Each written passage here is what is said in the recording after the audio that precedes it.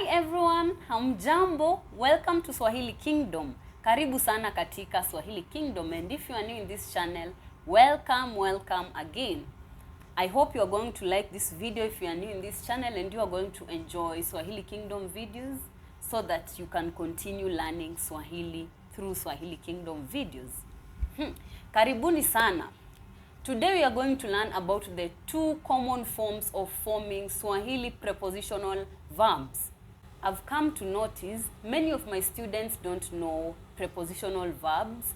Maybe it's because most of them, their language is English, maybe German, Spanish. So it's completely understandable because in those languages we have prepositions. Yes, in Swahili we also have prepositions, but we have prepositional verbs. There are some ways in Swahili that you cannot put a preposition and you need to use a prepositional verb. A prepositional verb is simple. It is just the way the word is saying, a prepositional verb. A verb that in complete sense, it is a verb that has a preposition. You don't need to put a preposition in the sentence that has a prepositional verb. Though there are some times that you can add a preposition in a sentence that has a prepositional verb. We are going to see all of that in this video. And yesterday in my Swahili Kingdom group, one of the members asked, what is kuendea what is the meaning of kuendea? Because kuenda is to go, and what is kuendea? That is a prepositional verb. We are going to talk about that later in the video. Okay, and of course at the end of the video we are going to have a story. Today's story is called Akatope, Mtoto wa Matope. Akatope is the name of the child. Akatope, Mtoto wa Matope. Mtoto wa Matope, a child made of mud. You know mud, huh? Before in our childhood we used to make children or dolls using mud. Yes, you have a doll, maybe let's say you have a doll at home, but you want to make a doll using mud. It was fun. So today I'm talking about Akatope, Mtoto wa Matope. Akatope, a child made of mud. Okay? Be attentive, listen to it, and you are going to get something from it. If you don't understand it, just go back, listen to it again, go back, listen to it again, and don't forget to download the PDF for this video so that you can see more example. You can see like when you are offline you can read instead of coming online and seeing the video I'm not saying that that is bad, but having a PDF is good, or is better for me, because after watching the video I can go to the PDF, and the PDF has, let me see, it has practice exercise. Actually the PDF has practice exercise, so you can do the exercise in the PDF and then comment down below. We are going to correct you. Okay, sawa sawa sawa, hacha tuanze video yetu. Let's start our video. So as I said, unlike in English we have a verb and we have a preposition separately. Yes, like you can say I'm using a fork to eat, or I'm using a spoon to eat. I am using a spoon to eat. But in Swahili, there is a way that you can change that sentence and not have, like, there is a way you can write that sentence without a preposition. Actually, that sentence in Swahili does not have to have a preposition. Okay? You can write it with a preposition and you can write without. Okay, so let's see the two ways. Using in Swahili is kutumia. Kutumia. Kutumia can mean to use or using. It can be a preposition and it can be a verb. Okay? Kutumia, if you didn't know about that. So I'm eating using a spoon. Ninakula kutumia kijiko. That one is a normal sentence. Ninakula kutumia kijiko. Now let's use a sentence that has a prepositional verb. Ninakulia kijiko. Ninakulia kijiko. So instead of saying ninakula kutumia kijiko, you say ninakulia kijiko. It is still transmitting the same information. I'm eating using a spoon. Let's say I'm eating using my hands. Ninakula kutumia mikono. Ninakula kutumia mikono. You can say ninakulia mikono. Ninakulia mikono. I'm eating with my hands or using my hands. Okay? Okay, so let's start. The first way of forming, the first common way of forming a prepositional verb is, most of the time if you find a verb that ends with ia, kutumia, kukulia, kununulia, kulalia, okay? Okay, when you see a verb that ends with ia, most of the time it is a prepositional verb, okay? For example, I can say, ninalalia mkeka. Mkeka is a mat. Ninalalia mkeka. I'm sleeping on a mat. You can still say, ninalala kwa mkeka. Ninalala kwa mkeka. But it is more nice to say, ninalalia mkeka. Or if someone says such a sentence, don't be confused. Just know that is a prepositional verb. Ninalalia mkeka. Ninakulia kijiko. Ninakulia mikono yangu. Ataninunulia gari. Ataninunulia gari. He will buy for me a car. So there, nunulia means there is a preposition. Because the verb is kununua. Kununulia means there is a preposition inside. Since you are talking about ataninunulia gari, it is for. He will buy a car for me. Ataninunulia gari. Okay? Ananichezea. He is playing with me. Ananichezea. Okay? Instead of saying anacheza na mimi, you can say ananichezea. Okay? So that's how you get from intermediate or beginner to intermediate or intermediate to advanced. Instead of using anacheza na mimi, you say ananichezea. Someone is going to note that and say, oh, that's very good. That's very good.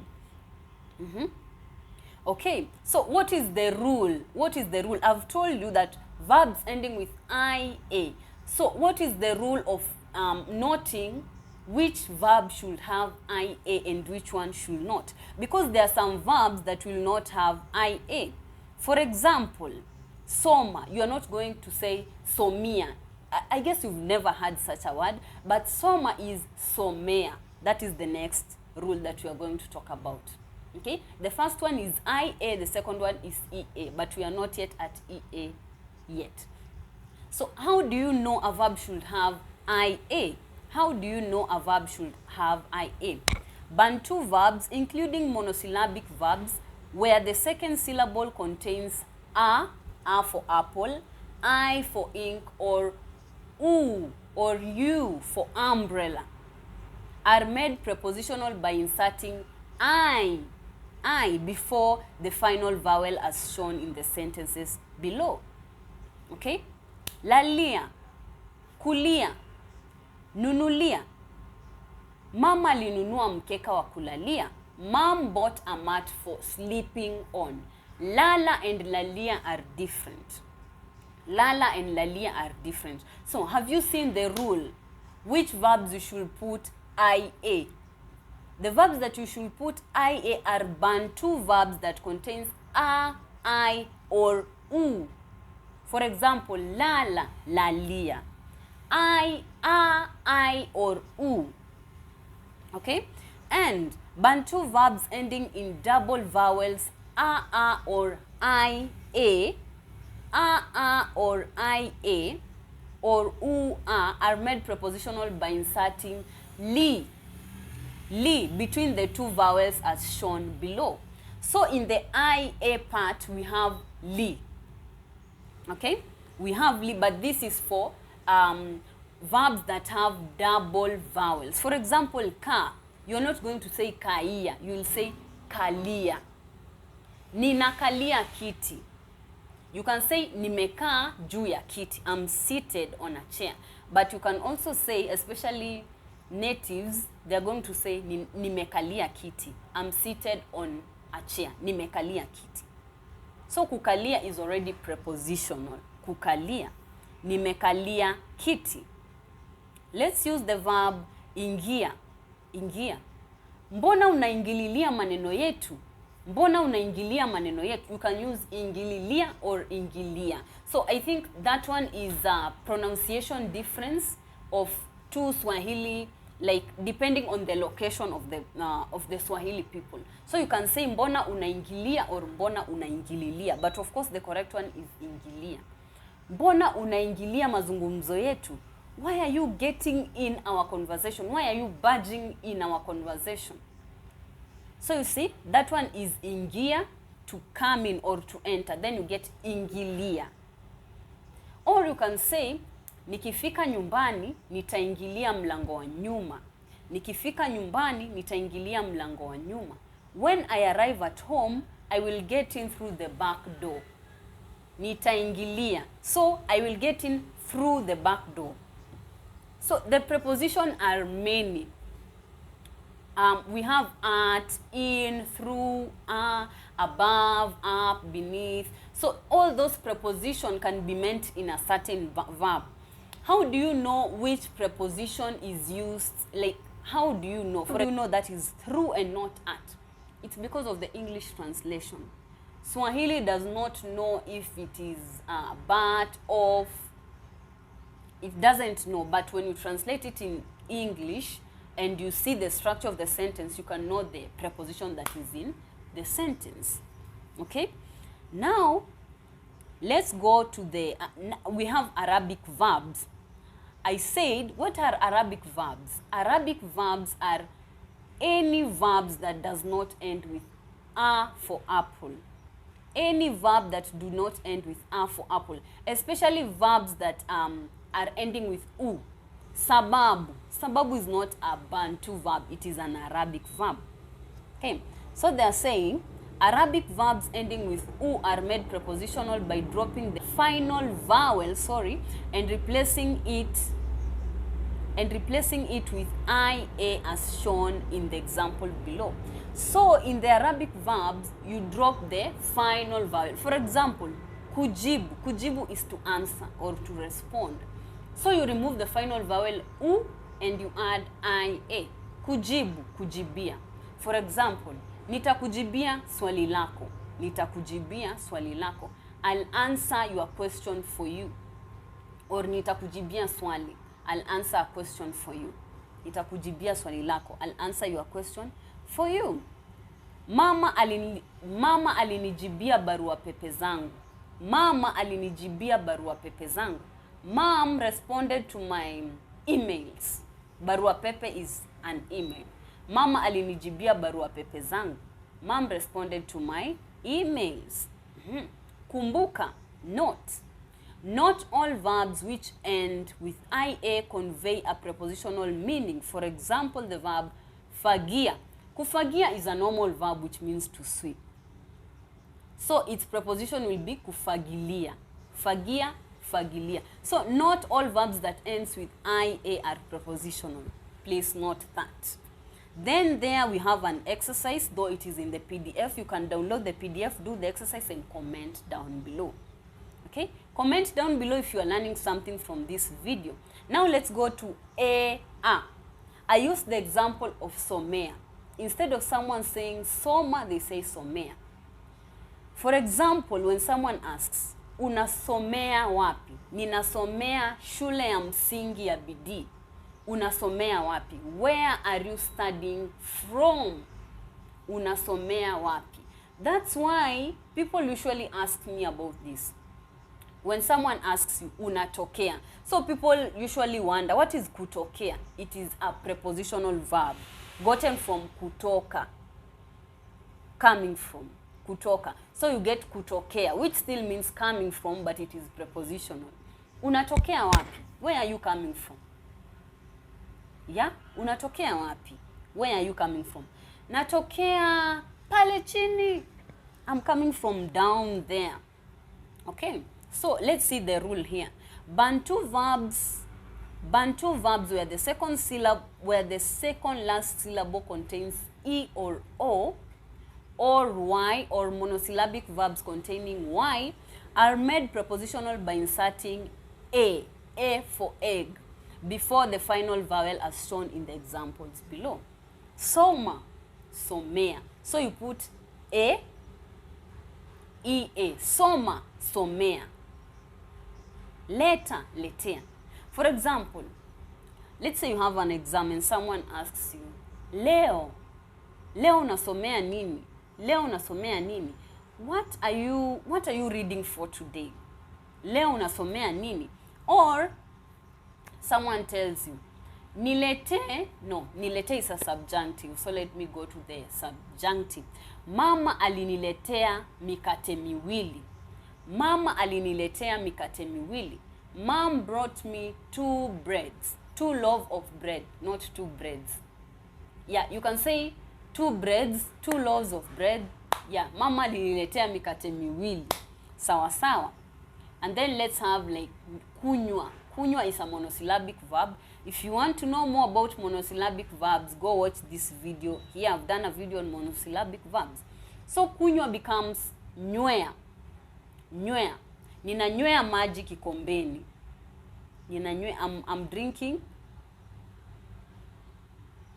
I'm drinking water from a cup. Ninanywea maji kikombeni. Bantu verbs ending in double vowels, air or o are made prepositional by inserting le. The first one we had li. By inserting le, the 2 vowels are shown as in the the examples below. Pokea. Pokea, we have pokelea. Pokea is to receive. Pokelea, to receive for. Nitakupokelea zawadi. Nitakupokelea zawadi. I'll receive the gift for you or on your behalf. Nitakupokelea zawadi. Kama hautakuja kesho, nitakupokelea zawadi. This is most of the time used, for example, when you have when there is an event and maybe you know you are going to be awarded. Your friend knows you're going to be awarded and you are not coming on that day. So your friend says, usijali, nitakupokelea zawadi. Don't worry, I'm going to receive the gift for you. Nitakupokelea zawadi. Zoa. Zoa is to pick up that, or yeah, to pick up that using that dustpan. Yeah, a dustpan. So picking up that. Kuzoa is to pick up that. Kuzolea is to use something for picking up dust. For example, alitumia, for example, alizolea takataka na chombo gali. Alizolea takataka na chombo gali. So, or you can say alizolea takataka kutumia chombo gali. He used something expensive to pick up the dirt. Okay? Chombo gali. Chombo is an object. Okay. Arabic verbs ending with a are made prepositional by suffixing them with a as shown in the examples below. Samehe. Samehe is not a Bantu. So samehe becomes samehea. Most people ask me, what is the difference between kusamehe and kusamehea? I think actually it is the same, but kusamehea is prepositional. So, let's say for instance you go and ask for an apology and someone says, nimekusamehe. That one means I've forgiven you. But when someone says, nimekusamehea, they mean I've forgiven you for what you've done. I have forgiven you for what you've done. Nimekusamehea. Kusamehe is to forgive. Kusamehea is to forgive someone for what they have done. For the wrong that they have done. You might have done something that is right, okay? So for the wrong that they have done. Kumbuka, not all verbs which end with ea convey a prepositional meaning. For example, the verb lea. Lea means to bring up a child or to raise a child. So lea is not prepositional. Lea is a normal verb, to bring up a child. But when you want to make it prepositional, you say lelea. For example, nitakulelea mtoto wako. I'll bring up your child for you. Nitakulelea mtoto wako. I'll bring up a child for you. We also have a practice exercise in this section. Practice exercise. And actually this one is translated into Swahili. A very good one. Okay, just do the exercise, download the PDF, do the exercise and comment down below. We are going to correct you. Now, hadithi hadithi. Hadithi hadithi. Hadithi njoo. Hadithi yangu leo inahusu Akatope. Akatope, mtoto wa Matope. Zamani za kale paliondokea mwanamke mrembo sana katika kijiji kizima. Lakini huyo mwanamke hakuweza kupata mtu ambaye angemuoa. Hatujui kwa nini. Hatujui kwa nini. Alipoendelea akaongeza miaka, akaongeza, akakuwa na miaka mingi. Akasema sasa hapa hii miaka ambayo nimefika sidhani kama naweza olewa. Na hata sitaki kuolewa. Sitaki kuolewa. Alijiambia. Halafu akajiuliza, nitafanya nini ili niwe na mtoto? Nataka kuwa na mtoto ila sitaki kuolewa. Akasema najua kitu ambacho nitafanya. Najua kitu ambacho nitafanya. Akaenda sehemu ambayo ilikuwa na matope. Akaanza kutengeneza mtu, akamtengeneza msichana, akamtengeneza, akamweka nywele. Na kwa sababu ilikuwa ni zamani sana, watu walikuwa na vipawa. Akampatia huyo mtoto hewa. Mtoto akaanza kupumua. Hapo mtoto akaanza kucheka. Akamuita Akatope. Akatope. Kwa nini? Kwa sababu alimtengeneza kutumia matope. Haya. Akampeleka nyumbani. Baada ya kumpeleka nyumbani, wakakaa, Akatope akakuwa mkubwa. Akafika miaka 5. Huyo mwanamke hakuwa anatoka nje ya nyumba kabla Akatope hajafika miaka 5, kwa sababu alikuwa nadhani Akatope anaweza toka aende anyeshewe, na akinyeshewa kwa sababu yeye ni matope atayeyuka na hata kuwa na mtoto tena. Sasa alikuwa anaambia Akatope, mwanangu, usijaribu kutoka nje kukinyesha, utayeyuka. Sitaki kupoteza mtoto. Akatope anamwambia, "Ndio mama." Akatope alikuwa mtiifu sana. Siku moja huyo mwanamke alitoka akaenda safari, na hiyo safari yake ilikuwa inachukua siku moja. Akatope alikuwa amefikisha miaka 7. Sasa huyo mwanamke alikuwa na ujasiri, alikuwa anajua, amemwambia Akatope mara nyingi sana asitoke kukiwa na mvua. Sasa hawezi toka. Hiyo siku rafiki za Akatope walikuja. Akatope akaenda akacheza. Alafu mvua ikaanza kunyesha. Mvua ilianza kunyesha. Mvua ilipoanza kunyesha, kila mtoto akakimbia nyumbani kwao, watu wakaenda manyumbani kwao. Pia Akatope akakimbia kwenda nyumbani kwao. Lakini kitu ambacho kilijiri, kitu cha kusikitisha ni nyumbani kwa kina Akatope kulikuwa mbali. Sasa ilibidi akimbie sana. Na hiyo mvua ilikuwa nyingi. Akatope akaanza kukimbia, akakimbia. Lakini bahati mbaya alianza kuyeyuka. Matope alianza kumwagika, akamwagika. Hakuweza kufika nyumbani. Kufika katikati ya alipotoka na nyumbani ameisha, akaanguka. Akasema, heri